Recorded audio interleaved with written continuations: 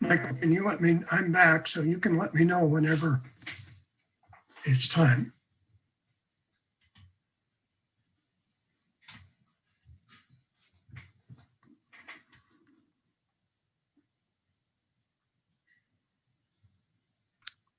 Well, then, thank you for your message in the sermon, and thank you for staying with us a bit longer to give us an even broader sense of the work that you're doing and so many others are doing.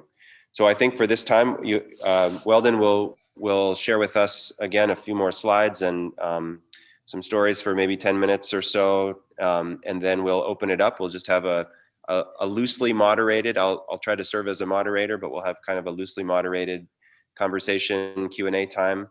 And so be thinking about what you might like to ask Weldon or what comments you might have after hearing him speak. And take it away, Weldon.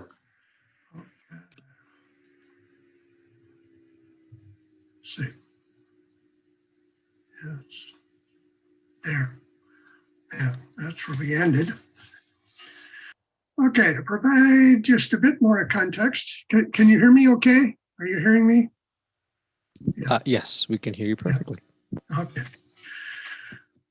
As a reminder of the context of endless war, we go back 2 decades. September 11, 2001 gave the Bush administration the excuse they wanted to invade Iraq, even though Iraq had nothing to do with 9/11.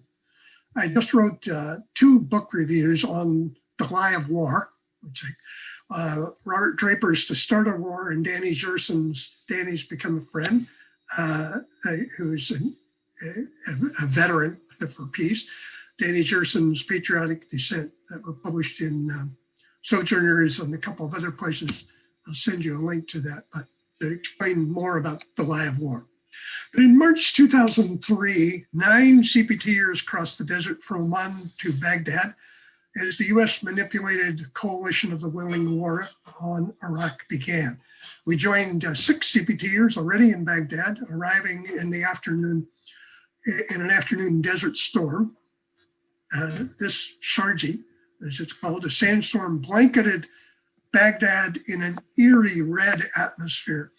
That night, amidst persistent bombing explosions around Baghdad, I wrote in my journal, "God is weeping tears of blood over Baghdad." 2 very different wars were seen in Iraq. The war you saw at home from embedded media showing war through the US military eyes. The CPT Iraq team saw and shared the real war through Iraqi eyes. The US assured us they were bombing military and political targets. CPT investigated undocumented bombings of civilian targets. A young pregnant woman was killed in this bombing of shops and homes in a Baghdad marketplace. If there's a story I could tell you about. I've become friends with a US Air Force officer, bomber pilot. And sort of those 2 ways, through whose eyes do you see war? If somebody wants to ask that question later. One night, an anti-personnel bomb exploded, sending a zillion tiny uranium pellets every direction. Anti-personnel weapons are meant to shred human flesh more than destroy structures. And in this case, it injured a husband and father in this home. If it had been day, it was about midnight, but if it had been day, the tragedy would have been much worse because there in the background, that's a schoolyard and all the stuff was scattered all over the school. All the windows were broken out in the school as well. As we were leaving this home, an older woman came up to us wailing and shaking her finger at the sky. Without understanding a word of her Arabic, we knew exactly what she was telling us about the terror and trauma of bombs raining down from the sky. One morning, some of us investigated a nearby bombing and were detained by Baghdad police and held for the day. That evening, we were released to an Iraqi foreign ministry official who ordered us to leave Iraq. And so that takes us to the account of some of us leaving Iraq and the accident and the Iraqi doctor caring for us and refusing to let us pay, even though our nation invaded theirs. This story in our return to Rutpa in 2010 to thank the doctors is told in the Gospel of Rutpa that I shared in worship. And October 2014, I was on the Iraqi Kurdistan team for the first time in the north. It was a height of the ISIS crisis when ISIS took control of about a third of Iraq, including Mosul, the second largest city, and actually coming very, very close to Baghdad and potentially even taking over Baghdad and therefore Iraq. ISIS killed and abducted or displaced hundreds of thousands of people, and especially Yazidis from the Shingal mountain area, Sinjar. Peggy Gish and I from CPT joined Bahar, another fearless, courageous, amazing woman, human rights leader, and we joined her human rights team of mostly women and went up to the region where displaced peoples and documented Yazidi women and girls missing from their families in the IDP camps in Iraqi Kurdistan. Here in the Kanki camp, there were 55,000 people had come here just in a matter of weeks, mostly Yazidis fleeing their region. And day after day, we sat on tent floors and listened to heartbreaking stories and documented women and girls who were missing. In one tent, we spent well over an hour sitting with the 17 and 15-year-old sisters who told us about 70 women and girls missing from their families that they knew. Many other Yazidis fled to Kurdish cities of Duhok to find shelter. Dozens of families lived in this open 4-story cement building under construction. I took a picture of a little girl's face that for me became the iconic figure of the weary trauma and terror of war that no child should ever have to face. CPT is committed to not exploit children or put children at risk. So now CPT's policy is to not show children's faces without their and their parents' permission. Now I can no longer show her face. Dunya Rashid, 19, here on the left, was killed by a mortar shell while she was gathering nuts for the family up on the mountainside from her family farm and home. Dunya's name means world in Kurdish.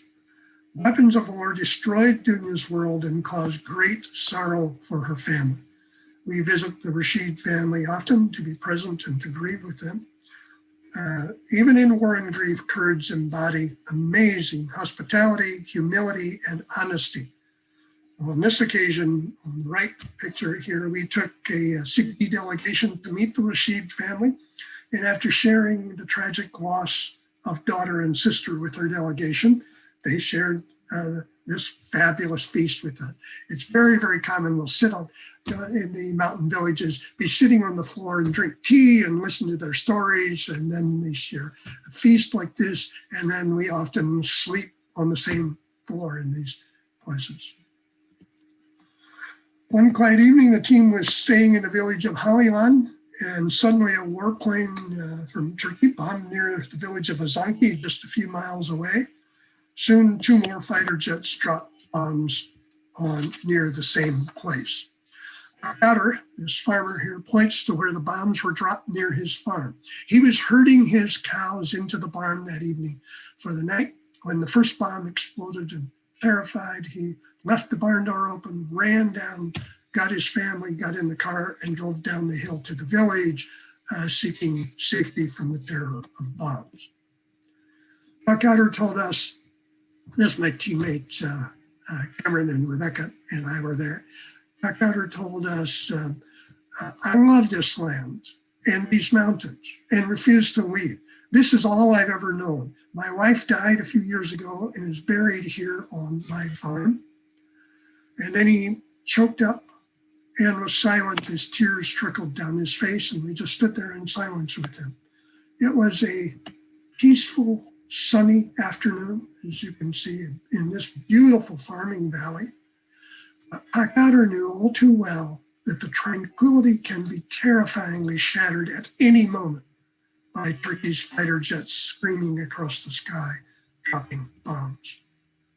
In Daraluk, we met these grieving wives, mothers, and young daughter. 6 men from Daraluk were killed a few days earlier, husband, father, brother, son. 4 were fishing in the mountains. 2 were tending their beehives at the time. The women asked CPT to help them contact political leaders to share their story. And a few days later, we were able to meet with this Kurdish member of parliament, Gulistan Saeed, on their behalf. She is on the the Kurdish Regional Government Parliamentary Human Rights Team. And so she was eager to help. And then finally, for this part of it, in February, activist Shivan Saeed was actually sentenced to 6 years in prison along with Sharwan Shabani and a few others. Shivan's daughter Aishan sobbed when her father was sentenced. And artist Mohammed Ismail had made this portrait of Aishan's tearful face. And then the artist gave this portrait to the judge. It was very much a sham trial sentence. Then gave it to the judge with a message. He said, I give it to you as a gift and ask that you hang it on your wall to remember what brought tears to this child's face. So that's where we'll leave it for the moment. If we have time at the end, I'd like to say just a little more about the costs and consequences of war, but I want to give you time to respond and have conversation with you. I invite your reflections as you can and look forward to hearing from you. So Mike, take it away.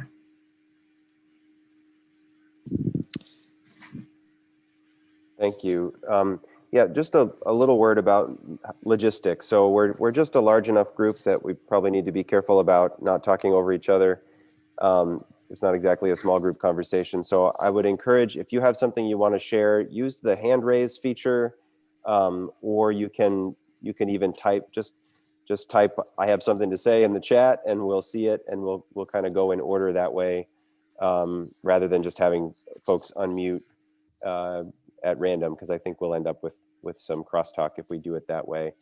And you can feel free to address questions directly to Weldon, or you can also offer a comment for reflection based on what you've been hearing.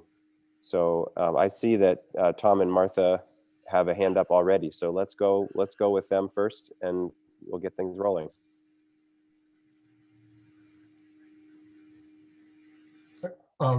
This is just a comment about something you mentioned in your sermon, Weldon. And could you say again, or where could I find a quote of the woman that said something about, if you have come to help?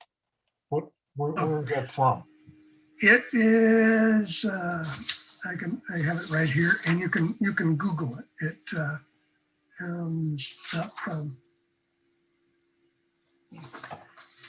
Well, then I just put it in the chat. Oh, okay. Okay, Yeah. so you have it, Michael? You put Yeah. it in. Yeah. Okay, thank you. Little, yeah. That's all, thank you.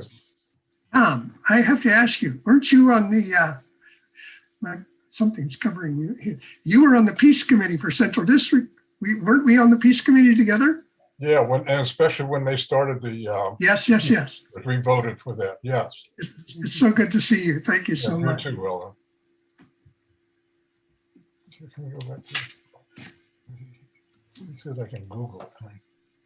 Thanks. I see a question in the chat from Emerson and Cynthia. What would peace in Iraqi Kurdistan look like? Oh, that's a very, very good and very big question. This is the way I say it. Kurds are incredibly resilient and resourceful people. There are 40 million Kurds, at least in that 4-nation region of Iraq, Syria, Turkey, and Iran. People without a nation. That especially happened with the geopolitics of a century ago, and the UK's treating Iraq and all kinds of things coming out of World War I. So there's been a lot of tension over that. So on one hand, I would say Kurds are among the most capable people that I know in the world of governing themselves. And the reality is, I think one of the great tragedies in our world, and Kurds do this too, the Kurdish regional government, which is semi-autonomous, is led by a very dominant conservative party. I describe the KDP, two major parties and then some minor political parties. KDP is in power and is the equivalent of Republicans in the US, and the PUK are the party that is a very strong party, but minority party, and would be very equivalent to Democrats. And while they're incredibly capable people, most Kurds don't have a lot of confidence in Kurdish political system and parties and leaders. It's so dominated by very unhealthy and unhelpful parties, much like in the United States. So that's the tension. In October of 2018, they had a referendum vote, which the US and Turkey and Iraq and everybody warned them not to do, and voted 90-some% to be an independent people. And there have been a lot of repercussions around that. So it's a huge tension and a huge issue. And Kurds in Iraq have more independence by far than in Iran or Turkey or Syria. That's not going to change anytime in the foreseeable future. Well, then for those of us like me who don't have a long understanding of the history of Kurdish society, would you say that the Kurdish struggle today is aligned with the kind of international movement for indigenous rights, or do they understand the framing differently than that? Some people would. There are a lot of really great, like Dr. Choman and Bahar and others that are really would certainly understand that. So the activists in the activist community, the peace community, the alternative communities that we were, the NGOs, people that we work with would. I doubt if sort of the average Kurd or particularly political leaders care much about that or think about it, other than wanting national independence for themselves. So there are things that are growing up and coming out. So CPT participated just over a year ago. It's ongoing in a water and environmental conference. So there are increasing concerns about such things. So that movement will grow, but like most places, it's going to grow out of a very much a grassroots effort. Thank you. Thank you. Wilmer Otto has written into the chat, 15 years ago, our church was praying for the release of a kidnapped CPTer in Iraq. Yeah. Were you there during that time? I was not there during that time. It was Tom Fox. The anniversary of that was just in March. We commemorated that again. Tom Fox, Hermit Singh Sudden, and Norman Kemper, and Jim Loney, 4 CPTers in late November of 2005 were kidnapped. That was part of the reason for leaving then. And Tom then was removed from the other 3. They were held in secret. And so for 118 days, but Tom was removed from them and then was killed, and his body was shot and dumped on the Baghdad street. And then the other 3 were mostly sort of more or less found by British military and released and come back to the US. And that was part of the discernment then about CPT leaving, particularly because other groups working with CPT were were becoming endangered by being associated with CPT by militant groups that were emerging then. I would personally, couldn't say this officially, but I strongly suspect Tom was the one person from the US and was a Marine veteran. And I suspect the US military knew more about it than they ever let on. But yeah, Tom was killed. It was a tragedy. There have been only in 35 years, 2 deaths in CPT, both in Iraq. There was another vehicle accident, which George, I can't remember his last name, from Canada, was killed in that accident with CPTers. And by some miracle or whatever, all of us in the vehicle I was in should have been killed. Could easily have been. But we talk about it a lot. It's part of the training. We think about it. You can't go into situations and know that. But one of the things that makes that possible for me is, and one is you get used to it and you're there with people. But everywhere we are, the real targeted people, the ones who are really at risk, are people who live there, our children. They're just like my grandchildren. I say my children and grandchildren don't have a future if Kurdish children and grandchildren and Palestinian children and grandchildren and others don't. The future is tied to. So that's a long sort of weaving together several answers. Thank you, Wilmer. You put a follow-up No, in the chat. Was the release of the other 3 a result of negotiations or simply No, research it was by not. the British? No, nobody knows. Seemingly the people who were holding them, it's unclear who that group really was. It was given a name, but disappeared, just left, and they were alone because they hadn't seen their captors for some time, and then British soldiers came in.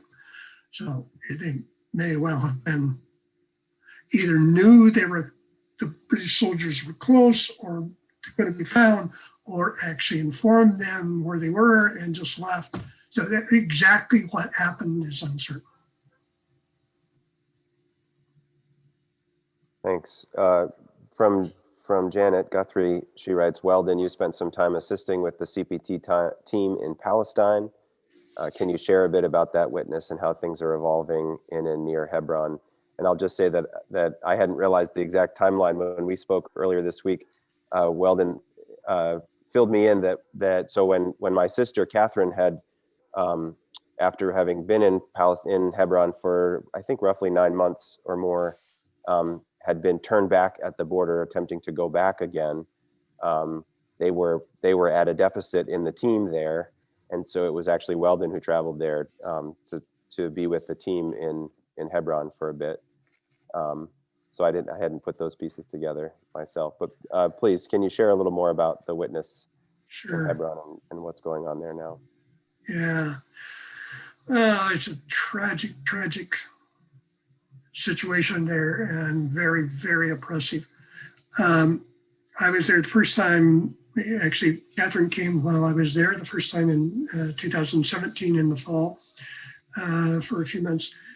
And then the next summer, and she stayed on when I left, the next summer when she was coming back or sometime in the next year, she was refused entry, and then within a matter of weeks, a little bit later, I think 3 or 4 others were refused entry. And so I knew I said, I'm a harmless older white American pastor, Mennonite, who could go to the Holy Land to follow the footsteps of Jesus. That's what I told them so I never get asked questions, and I was pretty certain I could get back in, and they were desperate because they had no team members left. And so I did get in and was there the second time, and then went from there to the Iraq team where I was planning to go. So I was gone about 3 months. We monitor the checkpoints, school children on school mornings. in the morning, in the afternoon. Try to follow whenever the soldiers are out in groups. I could show you a whole story on that as well. But there was a UN agency there that's now been banned by Israel. It's highly oppressive for two reasons. Again, not only because of Israel's domination, but with soldiers present everywhere and the checkpoints everywhere, about 26 or so checkpoints in inner city Hebron that severely restrict Palestinian movement. But also because there are about somewhere 800 to 1,000 settlers in their occupying Palestinian homes. And so we monitor all of that. Yeah, there's just so many stories there. It's very different and yet very similar because in Old City Hebron, you live in the old city. It's very intense and immediate and every day and everywhere. In Iraq, we're traveling all in the Kurdistan team over a huge area, travel 6-7 hours across to the Syrian border, to the Turkish border, to the Iranian border, and so on. So it's a very different way of working. Yeah, we try to be present in Hebron whenever soldiers are out or whenever there's incidents, whenever there's clashes, and so on, and monitor all of that. Lots and lots of pictures. So you get in the midst of tear gas and sound bombs and shooting live ammunition and rubber bullets. And it's madness, craziness, insanity, evil. That would be another whole presentation. Yeah. A couple more questions. Back to Kurdistan. What Bob Hudson asks, what happened or happens to the Kurds and Yazidis as the U.S. withdraws, and as the U.S. ends its endless war, will peace return? Yeah. Oh, yes and no. I mean, there's a paradox here. That's the paradox of war, is that, I mean, there are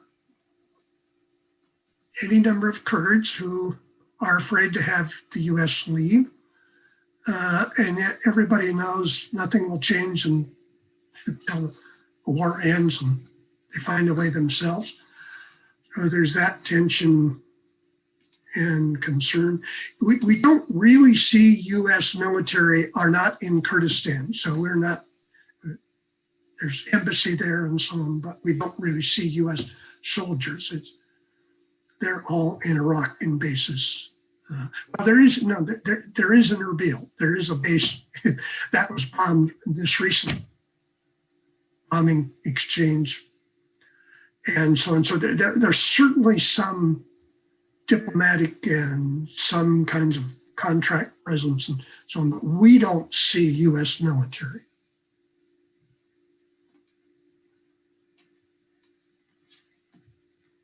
A follow-up question from earlier, from Emerson and Cynthia. Would the trials and 6-year sentences have happened had the Iraqis not worked with CPT? Yes. Yeah, because these are the independent journalist community that we work closely with, most of all with Sherman Sharani and Niaz Abdullah.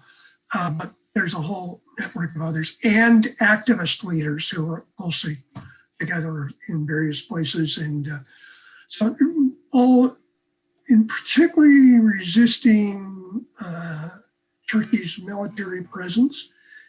And so they would be doing that. It's just that they wouldn't get international attention. So yeah, probably it would happen. It wasn't just CPT, it's other things they've been doing in writing. But they did name CPT. CPT accompanied, were able to actually be in the courtroom and accompany, how we did with Niaz, but even Sherman Sharani and the other 5 who were sentenced on February 17. Well, then, this is my question. when you were speaking during the sermon, you gave us I thought a helpful framing of the shift in CPT's mission or Yes. vision over the years from getting in the way to this idea of Yeah. transforming oppression. And I think that's when you offered the quote from Lila Watson, "If you've come to help Yes. me, you're wasting your time. But if Right. you've come because your liberation is tied up with mine, then let us work together." Can you say a little more about the significance of that shift? What led to it, and maybe what Yeah. difference it makes on the ground? How is CPT's presence different in Yeah. with this different framework? And maybe even, I mean, I think for me, I work at getting an understanding of what this idea of transforming oppression and violence into what and how. So could you say a little more about that Sure. process? Well, what we were in, and Iraq is a good case because the Baghdad experience for CPT was very much getting in the way of war. Being there, documenting it, going in, having teams on the ground, talking with people, getting out stories, and so on. But we also learned that no matter what we did or how we did it, sometimes we weren't paying attention to what local people. We worked closely with local people, but it still looks so much like a white Western, particularly American kind of response, bringing answers, bringing solutions. We'll come solve this for you, or we'll come be part of that. And we needed to partner with, build partnerships and solidarity with local people. One of the ways I say it is we work at the invitation of and in collaboration with local people. It's the only way CPT can work. So we don't go anywhere we're not invited by someone to partner with them, so that we can advocate for and amplify their voices and their stories. So we take a lot of the lead and cues, are in constant conversation with them. So for instance, going back to the women, where the picture of the women and the little girl dressed in black who were still grieving the loss of 6 fathers, husbands, sons, and brothers on that case. And so we listen to them, listen to their story, and so on, and then ask them, how can we support you? What do you want from us? And one of the things they wanted from us is, we don't have access to our own Kurdish leaders. Can you help us make connections? Can you help us find somebody so we can talk to somebody, we can share our story? So we do a lot of that connecting. We meet in a lot of government offices and with political officials and so on. But almost always we do that with, sometimes we initiate one or just to make the connection. But our real meetings we're accompanying Kurdish people going to make their case and tell their story to theirs. And they'll often be heard by having us present with them. So we've done that. We've been with, there are 3 different regions in Kurdistan that all have their own governor. I've been in meetings with two of those governors, as well as with parliament and other ministry officials and so on. Thanks for elaborating that a little bit. Are there any other comments or questions that folks want to raise?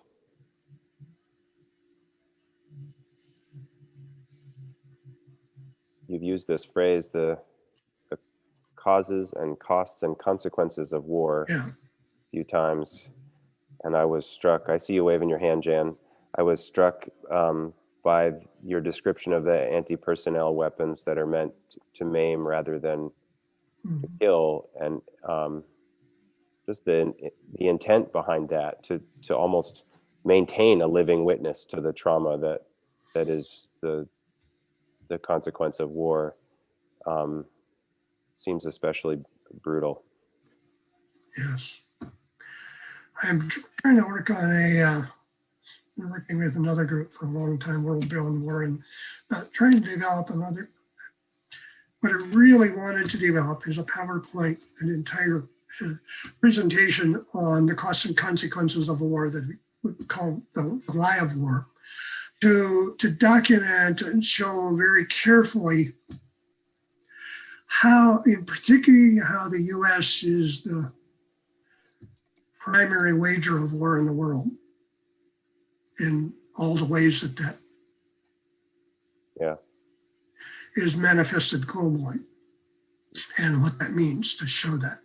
Because, and I can end with this, I do this, show this on the costs and consequences of war here, is specifically in Iraq, because almost all of the results are exactly opposite of all the reasons we said we were doing this, all the reasons we keep saying why we're doing it. And so it's all a lie. It's just consistent lies. And some of the strongest cases for the lies of war are for military veterans. That's why I'm in communication, working pretty closely with a number of them, like Danny Gerson, because they know from their side on the ground that it's been a lie. Yeah, before you get rolling with your wrap up, I think I saw Jan Saby waving her hand. Would you like to ask a question, Jan, or make a comment? This is probably a basic question about the mission of CPT, but I still try to understand. You mentioned monitoring and documenting different situations. Where does that information go? You tell us the stories.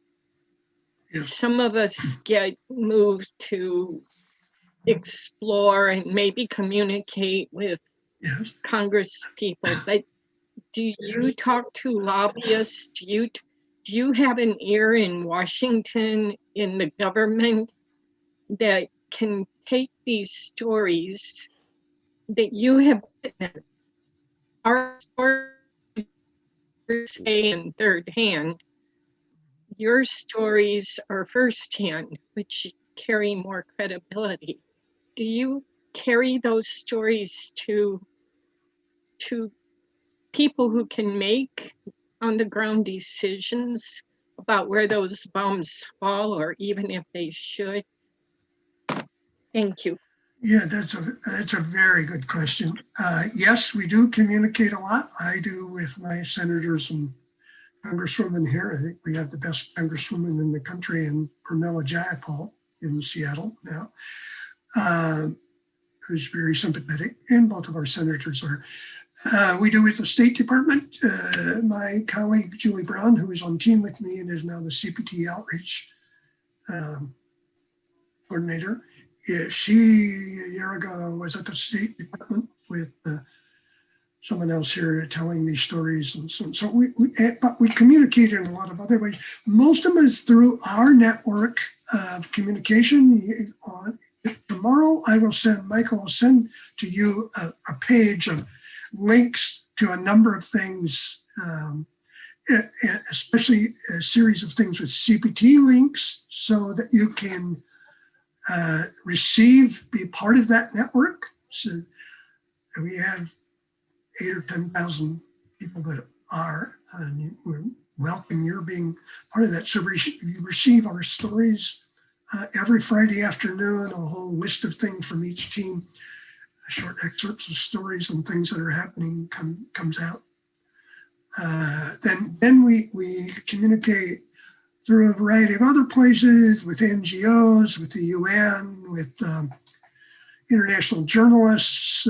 We often host journalists who come and want to write a story, and we're the ones who help them make connections to local people and to get to the right people for their story. Most of them are coming out of Europe right now. I'm working on trying to find a journalist in our country or here in Seattle who would be interested in coming and doing that, because there's far too little, particularly there's so little attention paid to Kurds and the Kurdish suffering there, and so to elevate that. So we work at it in a whole host of ways. Facebook, do a lot of media posting, that gets spread around. As much as anyone will listen, including with government. Things we're working now, I there's have an been on action. those mailing. Okay, I'm sorry, go ahead. I was just going to say, I've been on those mailing lists and received those stories and reports, but I always feel that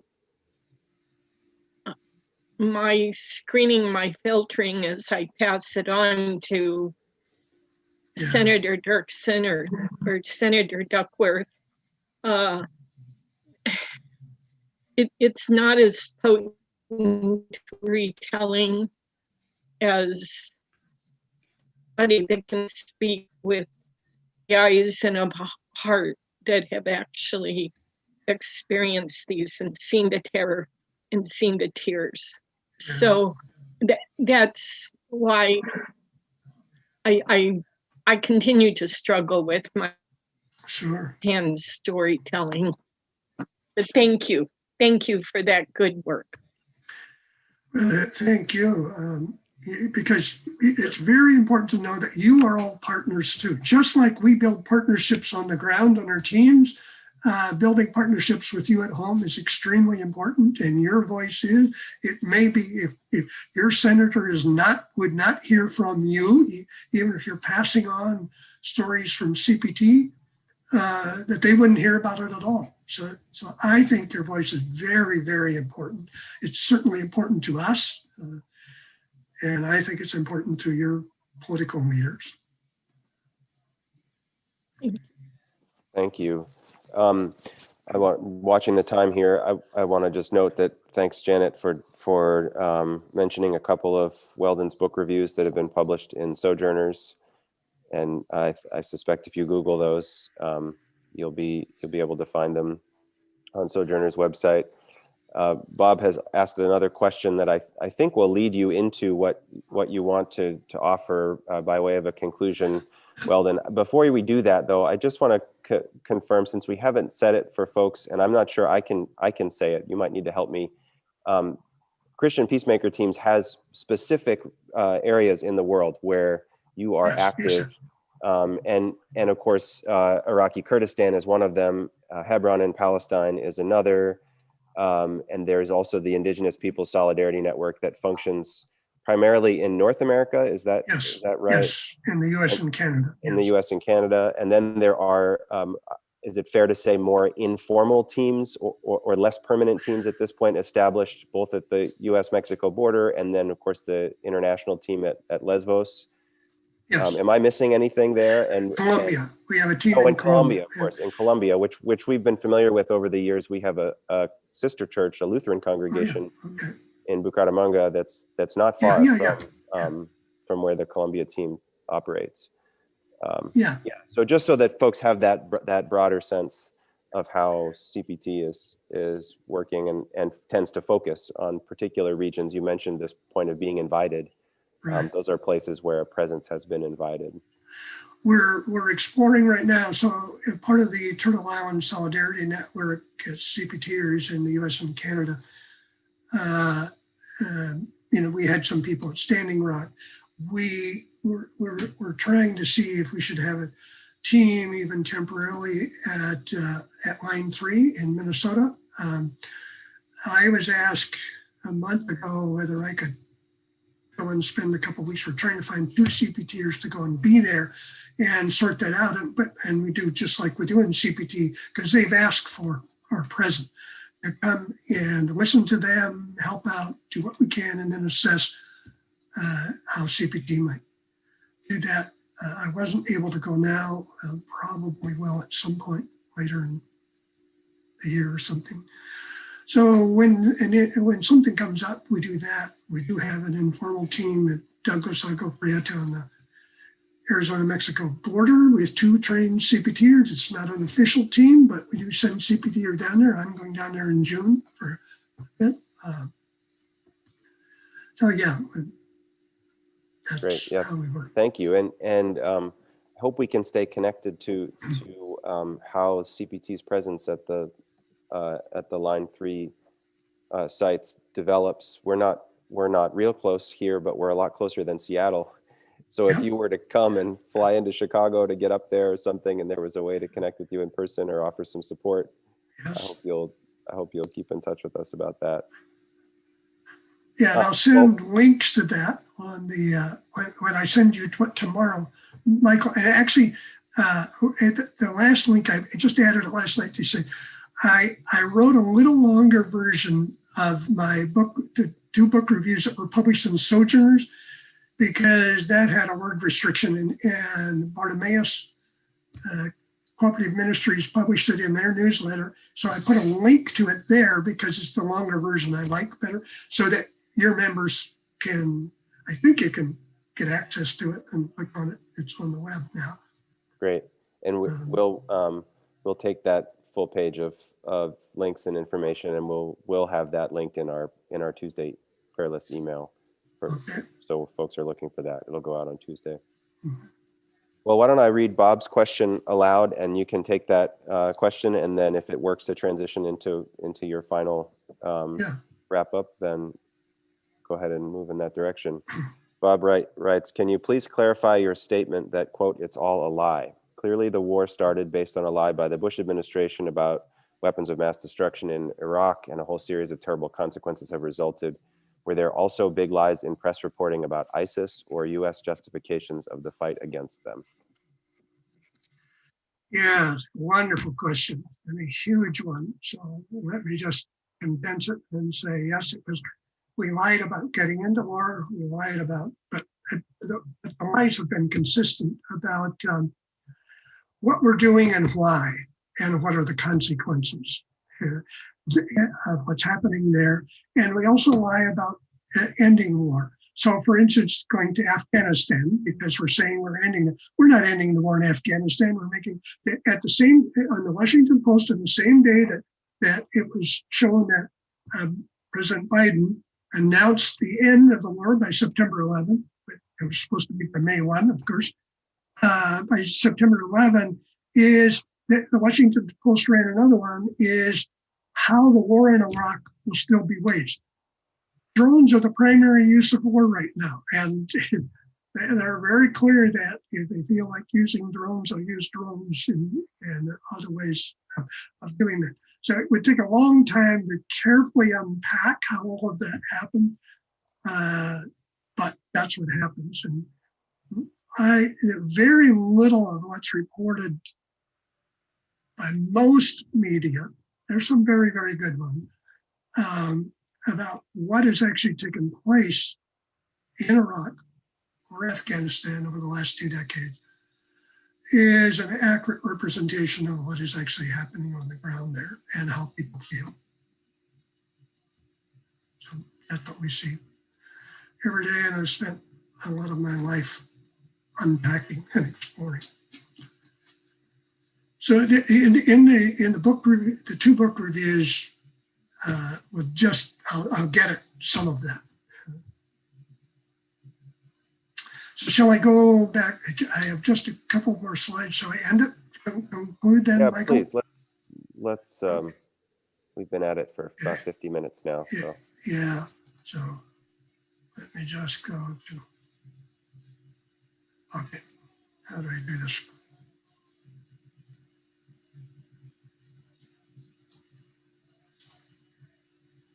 Oh, I was forget. That's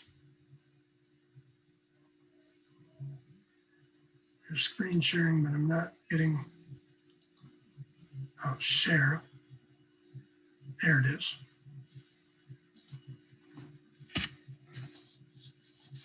Oh, it's not coming up. What I wanted, yes.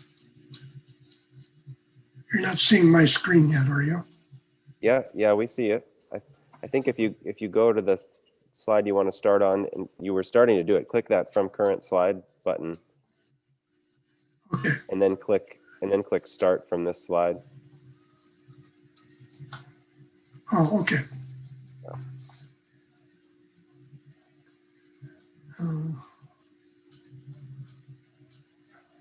this one.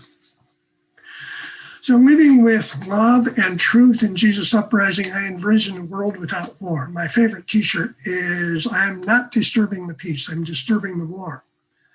And I work with World Beyond War, and this great t-shirt that says, the first casualty of war is truth, the rest are mostly civilian.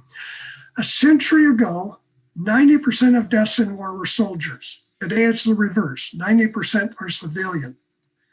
Our country leads the world in war, endless asymmetrical war. This is what I want you to remember. This is how I've come to describe. War we can't win, can't lose, can't stay, can't leave, which is the definition of perpetual war. The cost to US of endless war in Afghanistan and Iraq in the past 2 decades is $6.4 trillion. But the US is really spending over $1 trillion a year to wage war around the world. But the real cost of war is far more than dollars can calculate. So I share 4 devastating consequences of endless war in Iraq. Pardon me. First, death, injury, trauma, and terror to innocent people who suffer most, leading to mass displacement, plus destruction, dysfunction, and corruption across Iraq. Second, the rise of ISIS in Iraq, where there were no terrorists before the war began. And believe me, ISIS is not defeated. They no longer hold territory. They're not as public. We work with a consortium of NGOs that monitor every incident of ISIS every day. And so they're in hiding there, but they're very active. Second, the third, Iran's growing influence in Iraq, where they were longtime enemies. And now Russia's is also gaining influence in Iraq, especially over oil, and even China. And the US's influence is waning. Fourth, the terrible toll across religious communities in Iraq, including increased intra-Islamic tensions. 500,000 Yazidis were displaced by ISIS in 2014. Thousands were killed and kidnapped. And when the US invaded Iraq in 2003, 18 years ago, there were 1.5 million Christians in Iraq. Today, there are about 150,000 Christians, about 10% left in this ancient biblical land. The cost and consequences are the polar opposite of slam dunk boasts of the Bush administration. And now 2 decades and 4 presidents later, the war goes on. And again, I repeat, war is war on children and war is a lie. God have mercy. There are many ways to partner with CPT. This is what I'll share with you tomorrow, so I won't go into the details of it, especially now, but these are links you can get to CPT, and my emails there, and it will be on tomorrow's link, as I do an occasional message that I send out. So welcome having you on my email list if you want to be. And then I close with bringing it back to my grandchildren. A year ago, my granddaughter Olivia always writes something for Grandpa to take along. And she's just turned 11, but she was 9 when she wrote this at the beginning of last year before the pandemic. She was with us one night for a few days. And one day she came to me and just said quietly, said, "Grandpa, Einstein said that the world is not destroyed by evil. The world is destroyed by those who watch and simply do nothing." And then she went, sat at my desk and drew this and wrote this. It's here on my desk. It was going to go back last March with me to the team. But it will go the next time I return to Iraq. What I tell my family and what I want everybody to know is that the future of our children and grandchildren is entirely connected to the future of other children and grandchildren of the world, including Kurdish and Palestinian and Colombian and indigenous and so on. That's very, very important to know. So I leave you with that, and thank you and bless you. Thank you so, so much for letting me be with you today, and bid you go in peace. Thank you, Weldon, and same to you. I hope that you can leave us with the sense that you've blessed us with this important word and witness, and also that you can go with our prayers for your Thank you. continued work and presence with CPT. That drawing really struck me. One of the things that I've been thinking all morning this morning is just how much, I appreciate how much your way of bearing witness to the costs of war and your anti-war commitment really highlights all of the pieces of the struggle against, you know, colonialism and white supremacy. That's a part of the mess that a place like Iraqi Kurdistan is in right now. The environmental devastations associated with war, the refugee crisis, and then, of course, that's also linked to climate crisis and resource control and access and healthcare and education. So you've brought all those pieces together for me in a fresh way, and I'm really grateful for that. And I hope that this has been a fortifying time for you as well. Thank you for It certainly has. representing CPT so well. Always a delight. The only better thing would be with you in person. Yes, perhaps someday. Yes, someday.